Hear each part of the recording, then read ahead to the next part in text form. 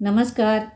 आज मैं सुना रही हूँ सूर्य बालाजी की कहानी सलामत जागीरें। कितनी अजीब बात है, जब तक माँ रही मैं कभी 5 मिनट भी उसके पास नहीं बैठा, उसे ध्यान से देखा नहीं, उसकी बातों को जरा भी गौर से नहीं सुना और उसके बारे में कभी सोचा तो कतई नहीं, कभी भी नहीं। और आज जब माँ नहीं रही तो मैं अनचाहे अनजाने हर क्षण उसे ही सुन और महसूस करता रहा हूँ। वह पतले नाखूनी काले किनारे की सफ़ेद साड़ी पहने, सफ़ेद बालों को खींचकर पीछे छोटी सी जूड़ी बनाए, पोपले मुंह कुछ न कुछ बुदबुदाती, इस देहरी से उस देहरी, इस आले से उस आले लगातार डोल रही है अपने उसी कक्ष में, पृथ्वी की तरह निरंतर।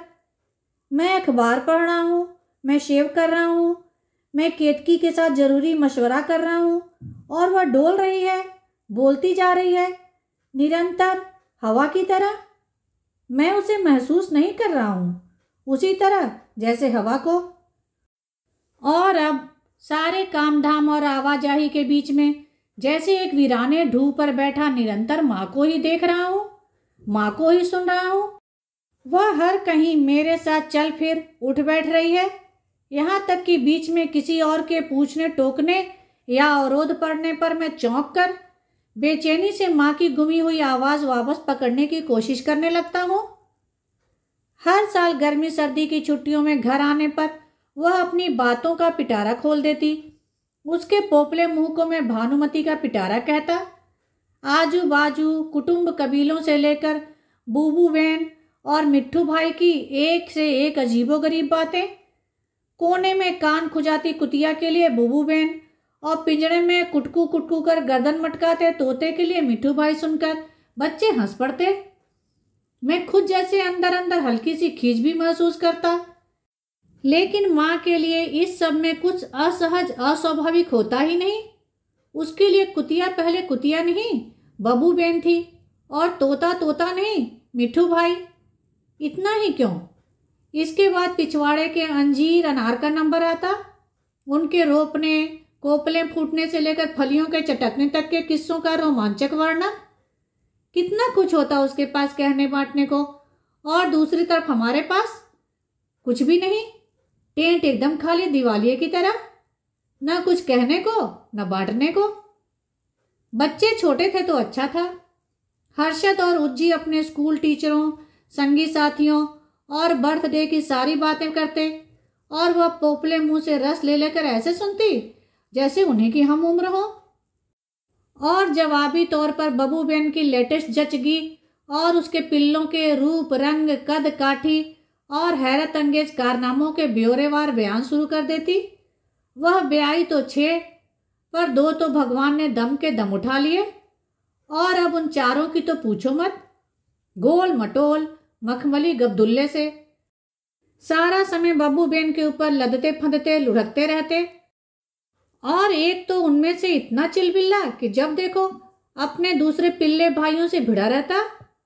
उन सबको खदेड़ खदाड़ कर बस खुद अकेले माँ के ऊपर लोटता पोटता रहता। बाकी सारे के करते बब्बू बेन की जान हल्का कर डालते। उनको संभालते पोसते बेचारी बब्बू बेन तो लस्त पड़ जाती, मैं खुद भी। अरे तो उन दिनों एक टाइम की रोटी पर भी मुंह बिचकाने वाली बबू बहन 4-4 रोटियां और कटोरे भर दूध हजम कर जाती। तभी तो सारे पिल्ले भी जैसे कपास के डेले, गीली गीली नाक और दाढ़िम सी झलमल आंखें। हरस, तू दूर से देख पाता तो बता थोड़े ही ना पाता कि ये खरगोश हैं या पिल्ले। इतना सुनने तक हर्षद का धैर्य जवाब दे जाता। वह उसी समय मेरे पास आकर लड़ना शुरू कर देता कि उन दिनों हम सब क्यों नहीं आए यहाँ। जान छुड़ाने के लिए मैं कह देता, तो क्या तुम्हारी दादी तुम्हारे लिए एक पिल्ला तो रख ही नहीं सकती थी। हर्षद को यहाँ तक जचता और वह उल्टे पैर दादी के पास वापस भागता कैफियत मांगने। लेकिन वहाँ तो तब तक पिल्ला पुराण एक बेहद नाजुक मोड़ पर आकर दुखांतकी में तब्दील हो गया होता। पतली काली किनारी का आंचल आंखों पर रखे सुबकती दादी उज्जी को बता रही होती कि कैसे चिलबिला गोलू एक दिन खुले बांस के टटरे से सड़क पर निकल गया और उधर से आते ऑटो रिक्शा के नीचे और कैसे दूध से उजले तुग्गल भाई, जिन्हें वह हर्षद के लिए पोस रही थी, जाने कब पिछली मोरी वाली जंगली नेवले की चपेट में आकर लहूलुहान कर बैठे अपने आप को। किकियाना सुनकर श्रीनाथ जी का भोग आरती छोड़कर भागी। घंटों पोसा धोया, मरम पट्टी की, पर श्रीनाथ जी की माया रात भर छटपटाया और सुबह होते होते यूं मर गया या खत्म बोल नहीं पाई थी, बस हाथ से ही खत्म का इशारा कर सुबक गई थी। प्रसंगांत पर उज्जी उर्फ उज्ज्वला खुद बूढ़ी दादी बनी डबडबाई आंखों दादी का सिर सहला रही थी और हर्ष पूरी गंभीरता से शोक प्रस्तावों का माहौल मुहैया कर रहे थे। लेकिन तभी पिंजरे में मिट्ठू भाई टिहकारे और माँ, इस झगड़े को मिर्चियों के बिना चैन नहीं, कहते हुए झटपट धुनकी सी कमर साधती उठ जाती। हर्ष, लोटा लेकर आ, पिंजरा धोकर इसे नहला दे। उज्जी, एक रंगीन फुलना बनाकर पिंजरे पर लगा दे, मिट्ठू भाई खुश हो जाएगा, टिकारी मारकर नाचेगा गाएगा। लेकिन तुझे कहाँ आता होगा, मैं बताती हूँ। और उज्जी सोत्साह रुई रंगीन धागे ऊन लेकर आ बैठती पिंजरे की फुनगी पर एक रंगीन फूलना टांगने के लिए। लेकिन बाद में बच्चे बड़े हो गए, संवाद की कड़ियाँ टूट गई, उधर भी एक तरफा संवाद रह गया, बच्चे भी दिवालिया जो हो गए। हर्षद कॉमिक्स कार्टूनी किताबों में दिन दुनिया भूले रहते। उज्ज्वला को रंगीन फूलने के आइडिया पर ही जोर की हंसी छूटती। कभी किसी ने भूले बिसरे कान खुजाती कुतिया और पिंजरे में टिहकारते तोते के पास जाकर बड़े एहसास पूर्वक चुटकी बजा दी, वही बहुत। लेकिन माँ को इस बदलाव से कोई भी फर्क नहीं पड़ा, उसे किसी से कोई शिकायत नहीं। उसका दस्तूर चालू था, उसी तरह ओसारे से आंगन, आंगन से बगीची तक अपने कक्ष की अनवरत परिक्रमा करते रहने का। और बीच बीच में किट्टू, पिछवाड़े के पांधी लोगों का तीसरा बेटा भी दुबई गया। पता नहीं एक जिंदगी के वास्ते लोग कितना सोना, कितनी चांदी लाद लाना चाहें।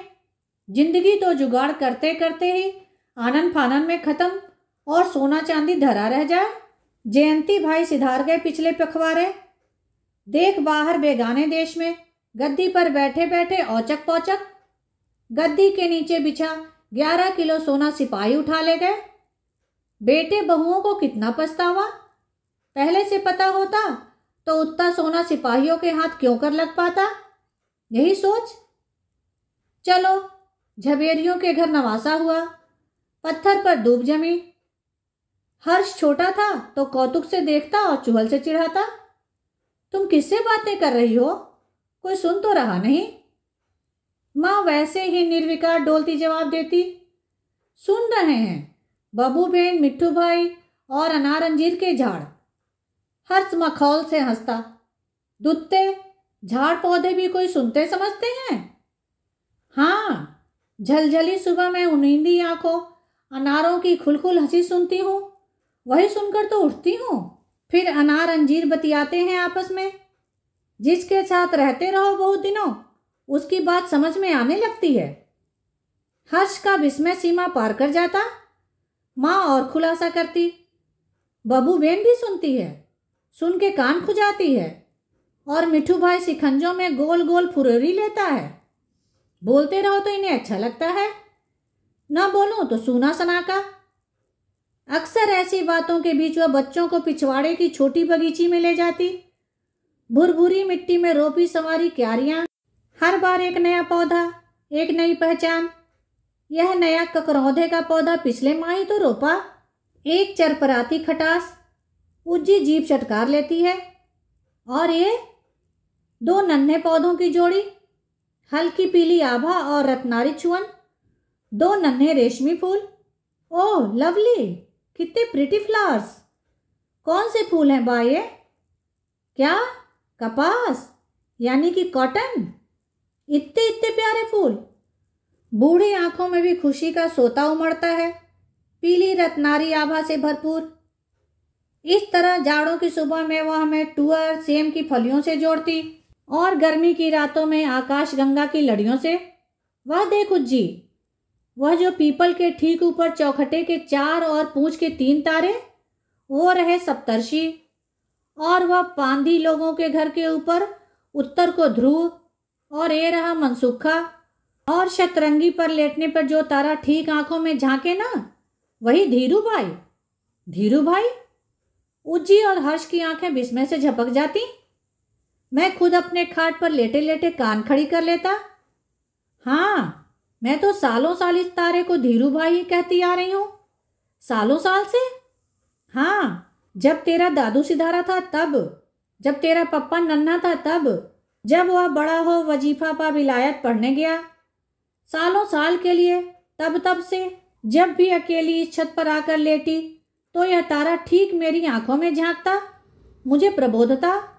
बस रात कट जाती, फिर सुबह अनार अंजीर चुटकियों से बुला लेते, सींचते संवारते दिन ढल जाता, रात फिर धीरू भाई प्रबोध देता। इस तरह एक एक कर कितनी रातें कट गई।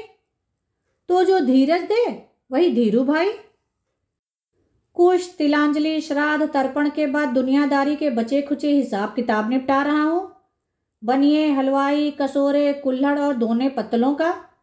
लेकिन अकेले नहीं, माँ हर हिसाब किताब और देनदारी के बीच आकर समझा जाती है। किट्टू, नत्थू भाई का हिसाब पहले अच्छे से समझ में ला लेना। उसकी पुर्जी बिना घपले के कभी बनती ही नहीं। गेहूं तूने वापस तौलवाया था या नहीं? और कालू कुमार को बोलना बचे हुए कुल्हड़ सकोरे वापस ले जाए। कौन दोबारा तेरी माँ मरने वाली है यहाँ? 2 दिन बाद तो तुझे वापस जाना है शहर। मरनी का सब सामान दे दिवा कर खत्म कर। अच्छा, अब बस कर, थक गया होगा। बाकी हिसाब किताब बाद में। ये ले, थोड़ा दूध इलायची डाल। मैं अनजाने में हाथ बढ़ा देता हूँ। केतकी चौंक पड़ती है। क्या है, कुछ चाहिए? नहीं, सहम कर सिर झुका लेता हूँ। कैसे हाथ बढ़ गया मेरा? जब तक माँ थी वह दूध का गिलास लिए खड़ी रहती, मेरा हाथ कभी न बढ़ता। वह खड़ी खड़ी मनुहार करती, थकती रहती, मैं अपना काम करता रहता, लेकिन हार कभी नहीं मानी उसने। इसमें पूछना क्या है? देखती नहीं मुंह कैसा सूखा मुरझाया सा है। घंटे भर से ऊपर हो गया, बिजली नल वालों के साथ मगज मारते। लाकर सामान रखना चाहिए ना। दूध न सही, छाछ, शरबत, जो कुछ भी हो ले। मैं साफ साफ मना कर देता कि मुझे कुछ नहीं चाहिए, लेकिन मेरे कहे पर वह कोई ध्यान नहीं देती। प्रायः केतकी एक मस्खरा ताना मारती उठ जाती, लेकिन तब केतकी बहुत बुरी तरह खींच जाती जब एक तरफ माँ हर थोड़ी देर बाद उसे याद दिलाती रहती, इसे कुछ दे दो, और दूसरी तरफ मैं अकड़ कर कह दिया करता, मुझे कुछ नहीं चाहिए। घड़ी घड़ी शरबत, छाछ, बच्चा हूं क्या? खट से गिलास माँ के सामने रखकर झल्लाती हट जाती। तब वह नन्ही सी सफेद जूड़ी वाली माँ गिलास उठाए पोपले मुंह आकर मेरी मनुहार करने लगती, जिसका आशय होता, अरे उसे फुसला के खिलाना ही नहीं आता। यह तो शुरू का ऐसा है। इस गच से उस गच दूध का गिलास लिए, मकई की मुठिया लिए घंटों पीछे डोलती रहती थी मैं। तब कहीं इसके मुंह में 4 चम्मच दूध पड़ता था। बच्चे मजा लेते। पोपले मुंह वाली माँ के 50 बरस के बूढ़े बेटे को लाड़ दुलार और मनुहार करते देख सारा कुछ काफी हास्यास्पद हो जाता। मैं शर्मिंदा सा होकर झल्ला पड़ता। कह दिया ना, नहीं चाहिए। सुबह के नाश्ते के बाद मैं सीधा खाना खाता हूँ। वह पोपली झुर्रियां समेटती ऐसे हंसती जैसे मेरी नहीं, किसी तोतले बच्चे के सयाने से बोल पर निहाल होती हो। तू और एक बेर का खाया, भूल गया? खाना मिले ना मिले, लेकिन छाछ, शरबत, दूध तो घंटे आधे घंटे भर भी फलांगते फलांगते आता। गुलेल से गिल्ली डंडा, सारी सारी दोपहर, सारी सारी सांझ, लेकिन बीच बीच में प्यास लगते ही बेतहाशा भागा आता और दूध, छाछ जो कुछ लोटे गिलास में थमा देती, गटागट खड़े खड़े हलक में उड़ेल वापस भागता। मिनट भर की भी देरी हुई कि छनक जाता। जन्म का पिनकू, कोई आज का। और फिर जैसे कोई पुराने राज की बात खोल रही हो। कभी कभी तो दूध कम रहने पर मैं चुपके से थोड़ा पानी डालकर ढेर सी चीनी मिलाकर रख देती पहले से, जिससे तू थोड़ा ही दूध देखकर पिनक न जाए। क्या करती? उस अभाव भरे अतीत का एक सीमा से ज्यादा विस्तार संकुचित कर जाता मुझे। तू समझती क्यों नहीं? तब की बात और थी। तब की बात? उसकी झलझली आंखों में एक हैरानी सी उतर आती। यानी कब की? क्या मतलब? यह सब कुछ अभी अभी तो गुजरा है। जब तू स्कूल जाने से पहले सहम कर मेरी साड़ी में मुंह लपेटता था, जब तू बाईं आंख में गिल्ली मारे तरातर खून बहाता भागता आता, जब तूने वजीफे का कागज दिखाया और सालों साल के लिए विलायत चला गया, जब तूने केतकी को ब्याह मड़वे से उठ मेरे पैर छुए। मैं उसे अतीत से खींचकर वर्तमान में लाता हूँ। बूढ़ा हुआ, यह देख, सिर के सारे बाल तो झड़ गए, किनारे के कांस कपास रह गए। कहाँ से पचा पाऊंगा इतना, हैं? वह थोड़े आहत और पूरे अविश्वास से मुझे देखती, कुछ ऐसा भाव भी जैसे कोई बहुत बेजा बात मैंने कह दी हो।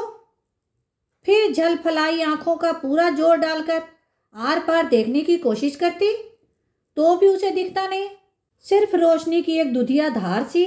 हार कर वह आले से अपना चश्मा उठा लाती।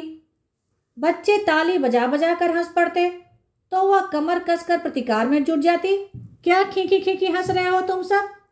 तुम्हारे जैसे झिंगरू झमाटों के से बाल थोड़े ही थे मेरे किट्टू के, ऐसे कि जैसे सावन के बादलों के उमड़ते घुंघरे। बावड़ी की जगत पे बिठा के नहलाती तो डिकरियां सी लच्छे की लच्छी लटे। पोंछ सुखा के जब भी तेल चुपड़ती तो उन्हीं लटों के पीछे काजल का एक टीका आंक देती। तुम में से किसी के भी बाल वैसे हुए ही नहीं। ओह, रहे होंगे तब होंगे, अब तो आपका बेटा पूरा गंजू है, गंजू। यह माँ के बर्दाश्त के बिल्कुल बाहर की बात होती। वह जैसे मेरी रक्षा के लिए मैदान जंग में कूद पड़ती। अरे चल चल, जैसा भी है अभी भी देखने सुनने में तुम सबों से सवाया ही बैठेगा। इसका तो जन्म का संवारा लीलाट श्री राम जी की तरह, सुती सुताई नाक और बताशे सी हंसी। तुम लोगों की तो जाने कैसी चपटी सी नाक और चूहों जैसी आंखें। कुल मिलाकर बड़ी हास्यास्पद स्थिति हो जाती। वह मेरे ही बच्चों से मेरी स्पर्धा कर मुझे हर दृष्टि से श्रेष्ठ साबित करने पर तुल जाती। बच्चे हंस देते, लेकिन उस हंसी के पीछे छुपी खुशियाहट हल्के से उजागर हो ही जाती। मैं विचित्र सी झेप का अनुभव करता, लेकिन माँ को कुछ भी कह समझा भी नहीं सकता था। एक तो बच्चों के सामने इसका सवाल ही नहीं, दूसरे उसके सामने मेरा या मेरे बेटे का सवाल कहाँ था। वह तो दुनिया भर के सारे बेटों से अपने 50 साला बेटे को श्रेष्ठ सिद्ध करने में जुटी होती। यह उसकी प्रतिष्ठा और साख का सवाल होता। 50 वर्ष की उम्र तक माँ मुझे बचपन से जोड़ रही थी, मुझे बूढ़ा होने, समझने और महसूसने से रोकती रही। वह मेरा मान मनुहार लाड़ दुलार करती रही और मैं अपनी व्यस्त दिनचर्या के बीच खींचता झल्लाता ही रहा।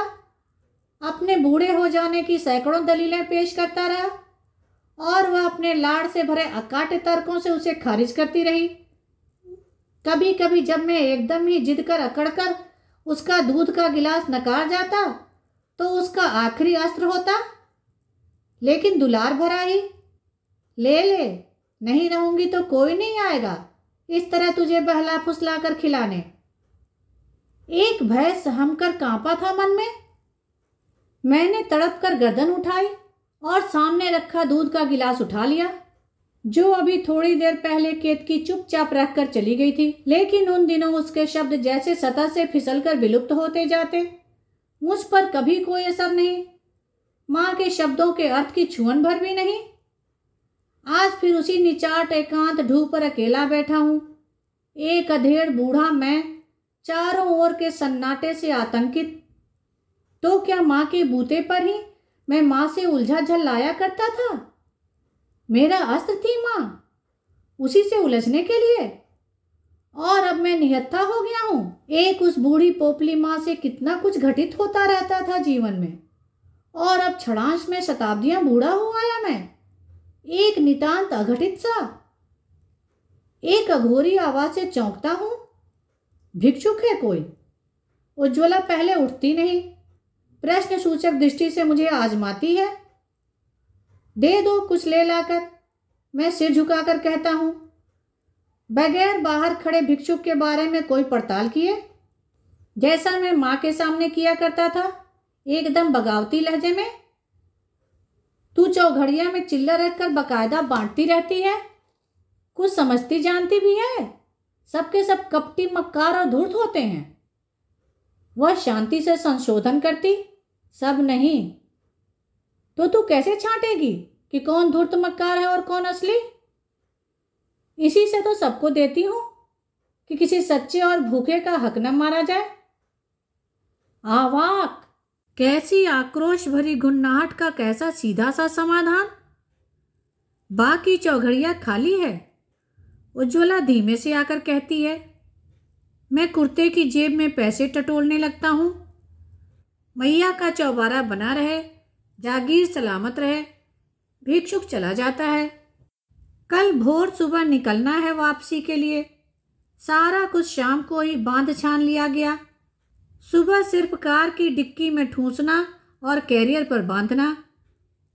माँ की बची खुची सारी चीजें समेटकर एक तरफ बांध दी गई। इष्ट देवों की समूची कतार नारायण कोट मंदिर में भिजवा दी गई। अचानक उज्ज्वला ने घंटी रख ली। बस ऐसे ही। खाट पहले ही पुरोहित को। स्वेटर, चप्पलें, पतली काली किनारे वाली धोतियां भी बाट बूट बराबर। अब कमरा, घर, ओसारा, सब कुछ छूछ। अब कहीं भी माँ नहीं है। देहरी के पास कोने में बबू बेन अडोल पड़ी है, अन्न पानी का एक घूंट तक हलक से उतारे बगैर सुन्न। रिस रिस कर बह आती आंखें अगले पैरों से साफ करती। मिठू भाई भीगे चनों की ढेरी पैरों से छिटकारता पिंजड़े में बेचैनी से चक्कर काटे जा रहा है। कैसा लग रहा है सब कुछ? एक विचित्र उद्विग्नता, एक पसरता खालीपन। किसका? माँ का? माँ यानी कुछ बेवकूफ़ी की हद तक गहराती आस्थाएं, कुछ तर्कहीन स्थापनाएं, जड़ जंगम, जंगली बस्ती, अनार अंजीर से बतियाते हास्यास्पद बोल। रात थक थक आकर ऊपर छत पर शतरंगी बिछाकर आ लेटा। सिर के नीचे माँ के हाथों उगाई कपास का तकिया और आंखों के ठीक ऊपर शांत गहराए आकाश के बीचों बीच। कौन? धीरू भाई। चौंक गया मैं। एक छोटा सा टिमटिमाता सितारा। अगली सुबह सामान रख दिया, सब तैयार कि बैठने से पहले अचानक बोल पड़ा मैं, हर्ष, उज्जी, चलें जरा पिछवाड़े के अनार अंजीरों से मिलते आए। खुद अपने वाक्य के विन्यास पर मैं चौंक गया हूँ। धन्यवाद। कहानी को लाइक करें और शेयर करें। मेरे चैनल को सब्सक्राइब कर लें, जिससे सभी कहानियाँ आपको समय पर मिल जाएं।